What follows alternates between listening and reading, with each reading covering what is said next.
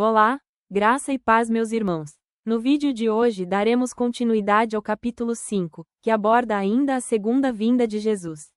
Abra o seu coração e permita que o Espírito Santo te conduza à plena compreensão dos acontecimentos que estão por vir, aumentando assim a sua fé e renovando a sua esperança em Jesus. Meditação de hoje, a segunda vinda de Jesus, parte 2. Intimidade entre Deus e os santos ressuscitados. Cristo declarou a seus ouvintes que, se não houvesse ressurreição de mortos, as escrituras em que professavam crer de nenhum proveito seriam. Disse: E, acerca da ressurreição dos mortos, não tendes lido o que Deus vos declarou, dizendo: Eu sou o Deus de Abraão, e o Deus de Isaque, e o Deus de Jacó? Ora, Deus não é Deus de mortos, mas de vivos. Mateus 22, versos 31-32. Deus considera as coisas que não são como se fossem. Vê o fim desde o começo, e contempla o resultado de sua obra como se ela já estivesse acabada. Os preciosos mortos, desde Adão aos últimos santos que morrerem, hão de ouvir a voz do Filho de Deus, e sairão dos sepulcros para a vida imortal. Deus será o seu Deus, e eles serão o seu povo. Haverá íntima e eterna relação entre Deus e os santos ressuscitados. Essa condição, antecipada em seu desígnio, contempla como se já existisse. Os mortos vivem para ele, o desejado de todas as nações. 606. Ressuscitado para a unidade com Cristo. O crente pode morrer, como Cristo morreu, mas a vida do Salvador está nele. Sua vida acha-se escondida com Cristo em Deus. Eu vim para que tenham vida, disse Jesus, e a tenham em abundância. João 10, verso 10. Ele leva avante o grandioso processo pelo qual os crentes se tornam um com ele nesta vida atual, a fim de serem um com ele por toda a eternidade. No último dia ele os ressuscitará como uma parte de si mesmo. Cristo tornou-se um conosco, a fim de que pudéssemos tornar-nos um com ele em divindade. Maranata, o Senhor vem, página 299, Meditações Matinais, 1977. Despertados para não mais morrer.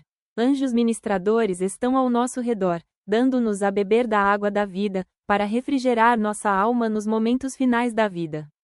Há um compromisso daquele que é a ressurreição e a vida, no sentido de que os que dormem em Jesus, Cristo levará com ele da sepultura. A trombeta soará, os mortos despertarão para a vida, para não mais morrer. Rompeu-lhes a manhã eterna, pois não haverá noite na cidade de Deus. Mensagens Escolhidas, volume 2, página 250. Toque final da imortalidade.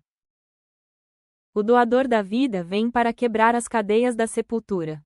Ele trará para fora os cativos e proclamará: Eu sou a ressurreição e a vida. João 11, verso 25. Eis ali a multidão ressuscitada. O último pensamento foi o da morte e suas agonias. Os últimos pensamentos que eles tiveram foram os da sepultura e da tumba, mas agora eles proclamam: Onde está, ó morte, o teu aguilhão? Onde está, ó sepultura, a tua vitória? 1 Coríntios 15, verso 55. As agonias da morte foram as últimas coisas que eles sentiram. Quando acordarem, todo o sofrimento terá passado. Ei-los ali, recebendo o toque final da imortalidade, e ascendem para o encontro de seu Senhor nos ares. As portas da cidade de Deus se revolvem sobre seus gonzos, e as nações que observaram a verdade entram nela. Ali se acham as colunas de anjos de cada lado, e os resgatados de Deus entram pelo meio de querubins e serafins. Cristo lhes dá as boas-vindas e põe sua bênção sobre eles. Muito bem, servo bom e fiel, entra no gozo do teu Senhor. Mateus 25, verso 21. Que é esse gozo? Ele vê o penoso trabalho de sua alma, e fica satisfeito. É para isso que labutamos. Aqui está alguém em cujo favor intercedemos com Deus à noite. Ali está alguém com o qual falamos em seu leito de morte, e ele confiou sua alma desamparada a Jesus. Eis aqui alguém que era um pobre bêbado. Procuramos fazer com que fixasse o olhar naquele que é poderoso para salvar e lhe dissemos que Cristo podia conceder-lhe a vitória. Ali estão as coroas de glória imortal sobre a cabeça deles, E então os remidos lançam suas coroas resplandecentes aos pés de Jesus. Manuscrito 18, 1894, citado em Mensagens Escolhidas 3, páginas 430, 431. Todos verão a Jesus na mesma ocasião. Em sua primeira epístola aos crentes de Tessalônica, Paulo procurou instruí-los sobre o verdadeiro estado dos mortos. Falou dos que morrem como estando dormindo, em estado de inconsciência. Não quero, porém, irmãos, que sejais ignorantes acerca dos que já dormem, para que não vos entristeçais, como os demais, que não têm esperança. Porque, se cremos que Jesus morreu e ressuscitou, assim também aos que em Jesus dormem, Deus os tornará a trazer com ele. Porque o mesmo Senhor descerá do céu com alarido, e com voz de arcanjo, e com a trombeta de Deus, e os que morreram em Cristo ressuscitarão primeiro. Depois nós, os que ficarmos vivos, seremos arrebatados juntamente com eles nas nuvens, a encontrar o Senhor nos ares, e assim estaremos sempre com o Senhor. 1 Tessalonicenses 4, versos 13 a 17. Os tessalonicenses tinham se apegado com avidez à ideia de que Cristo havia de vir para transformar os fiéis que estivessem vivos, levando-os com ele. Haviam cuidadosamente guardado a vida de seus amigos, para que não morressem e perdessem assim a bênção que eles aguardavam, do encontro com o Salvador prestes a voltar. Porém, um após outro, foram seus amados separados deles. Com angústia, os tessalonicenses tinham contemplado pela última vez o rosto de seus mortos, quase não ousando esperar encontrá-los na vida futura. Ao ser a epístola de Paulo aberta e lida, grande alegria e consolação foi levada à igreja pelas palavras que revelavam o verdadeiro estado dos mortos. Paulo mostrava que os que estivessem vivos quando Cristo voltasse não iriam ao encontro do seu Senhor precedendo aos que tinham morrido em Jesus. A voz do arcanjo e a trombeta de Deus alcançariam os que estivessem dormindo, e os mortos em Cristo ressuscitariam primeiro, antes que o toque de imortalidade fosse dado aos vivos. Depois nós, os que ficarmos vivos, seremos arrebatados juntamente com eles nas nuvens, a encontrar o Senhor nos ares, e assim estaremos sempre com o Senhor. Portanto, consolai-vos uns aos outros com estas palavras. 1 Tessalonicenses 4, versos 17 e 18. Atos dos Apóstolos, páginas 257 e 258. O reino futuro em miniatura. Moisés, sobre o Monte da Transfiguração, era um testemunho da vitória de Cristo sobre o pecado e a morte. Representava os que sairão do sepulcro na ressurreição dos justos. Elias, que fora trasladado ao céu sem ver a morte, representava os que se hão de achar vivos na terra por ocasião da segunda vinda de Cristo, e que serão transformados, num momento, num abrir e fechar de olhos, ante a última trombeta, quando isto que é mortal se revestir da imortalidade, e isto que é corruptível se revestir da incorruptibilidade. 1 Coríntios 15, versos 51 a 53. Jesus estava revestido da luz do céu, como há de aparecer quando vier a segunda vez, sem pecado, para a salvação. Hebreus 9, verso 28. Pois virá, na glória de seu Pai, com os santos anjos. Marcos 8, verso 38. Cumpriu-se então a promessa do Salvador aos discípulos. Sobre o monte, foi representado em miniatura o futuro reino da glória, Cristo, o Rei, Moisés como representante dos santos ressuscitados, e Elias dos trasladados, o desejado de todas as nações, 421, 422. Sobre a morte de uma sobrinha de Ellen White. Nossas mais acarinhadas esperanças são aqui muitas vezes frustradas. Nossos queridos são-nos arrebatados pela morte. Fechamo-lhes os olhos e vestimos-lhes a mortalha, depondo-os para além de nossa vista. Mas a esperança nos ergue o ânimo. Não nos separamos para sempre, pois haveremos de rever os queridos que dormem em Jesus. Hão de voltar da terra do inimigo. Virá o doador de vida.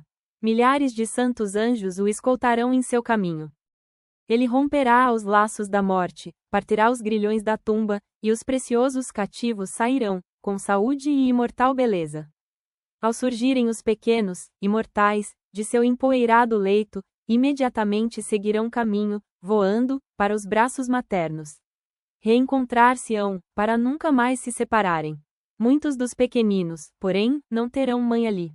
Em vão nos pomos à escuta do arrebatador cântico de triunfo por parte da mãe. Os anjos acolherão os pequeninos sem mãe e os conduzirão para junto da árvore da vida. Jesus lhes coloca o áureo círculo de luz, a coroa, sobre as cabecinhas. Conceda a Deus que a querida mãe de Eva ali esteja, para que suas pequeninas asas se dobrem no alegre seio de sua mãe. Mensagens Escolhidas, volume 2, páginas 259 e 260. Familiares e amigos reunidos. Os justos vivos são transformados, num momento, num abrir e fechar de olhos. 1 Coríntios 15, 52. À voz de Deus eles foram glorificados, agora, tornam-se imortais e, com os santos ressuscitados, são arrebatados para encontrar seu Senhor nos ares. Os anjos ajuntarão os seus escolhidos desde os quatro ventos, de uma a outra extremidade dos céus. Mateus 24, 31. Crianças são levadas pelos santos anjos aos braços de suas mães. Amigos há muito separados pela morte, reúnem-se, para nunca mais se separarem, e com cânticos de alegria ascendem juntamente para a cidade de Deus. De cada lado do carro de nuvens existem asas, e debaixo dele se acham rodas vivas, e, ao volver o carro para cima, as rodas clamam, Santo, e as asas, movendo-se, clamam, Santo, e o cortejo de anjos clama, Santo, Santo, Santo, Senhor Deus Todo-Poderoso. E os remidos bradam, Aleluia, enquanto o carro prossegue em direção à Nova Jerusalém. O Grande Conflito, página 645. Os ímpios tentam se esconder de Jesus. Os ímpios suplicam para que sejam sepultados sob as rochas das montanhas, em vez de ver o rosto daquele que desprezaram e rejeitaram. Os que escarneceram de sua declaração de ser ele o Filho de Deus estão agora mudos. Ali está o altivo Herodes, que zombou de seu título real, mandando os soldados zombadores coroá-lo rei. Estão ali os mesmos homens que com mãos ímpias lhe colocaram sobre o corpo o manto de púrpura, e sobre a fronte sagrada a coroa de espinhos, e na mão, que não opunha resistência, uma imitação de cetro, e diante dele se curvavam em zombaria blasfema. Os homens que bateram e cuspiram no príncipe da vida, agora se desviam de seu penetrante olhar, procurando fugir da subjugante glória de sua presença. Aqueles que introduziram os cravos através de suas mãos e pés, o soldado que lhe feriu o lado, contemplam esses sinais com terror e remorso. Com terrível precisão sacerdotes e príncipes recordam-se dos acontecimentos do Calvário. Estremecendo de horror, lembram-se de como, movendo a cabeça em satânica alegria, exclamaram, salvou os outros e a si mesmo não pode salvar-se. Se é o Rei de Israel, desça agora da cruz, e creremos nele. Confiou em Deus, livre-o agora, se o ama. Mateus 27, 42 e 43. E, agora, ergue-se um clamor de agonia mortal. Mais alto do que o grito, crucifica-o, que repercutiu pelas ruas de Jerusalém, reboa o pranto terrível, desesperado, ele é o Filho de Deus. Ele é o verdadeiro Messias. Procuram fugir da presença do Rei dos Reis. Nas profundas cavernas da terra, fendida pela luta dos elementos, tentam em vão esconder-se. Spirit of Prophecy 4, citado em O Grande Conflito, páginas 643 e 644. 7 dias viajando para o céu. Todos nós entramos juntos na nuvem, e estivemos 7 dias ascendendo para o mar de vidro, onde Jesus trouxe as coroas, e com suas próprias mãos as colocou sobre nossa cabeça. Deu-nos harpas de ouro e palmas de vitória. Ali, sobre o mar de vidro, os 144.000 ficaram em quadrado perfeito. Alguns deles tinham coroas muito brilhantes, outros, não tanto. Algumas coroas pareciam repletas de estrelas, ao passo que outras tinham poucas. Todos estavam perfeitamente satisfeitos com sua coroa. E todos estavam vestidos com um glorioso manto branco, dos ombros aos pés. Havia anjos de todos os lados em redor de nós quando caminhávamos sobre o mar de vidro em direção à porta da cidade. Jesus levantou o potente e glorioso braço, segurou o portal de pérolas, fê-lo girar sobre seus luzentes gonzos e nos disse: Lavastes vossas vestes em meu sangue, permanecestes firmes pela minha verdade, entrai. Todos entramos e sentíamos ter perfeito direito à cidade. Vida e Ensinos, páginas 59 e 60. Jesus recebe os remidos na Nova Jerusalém.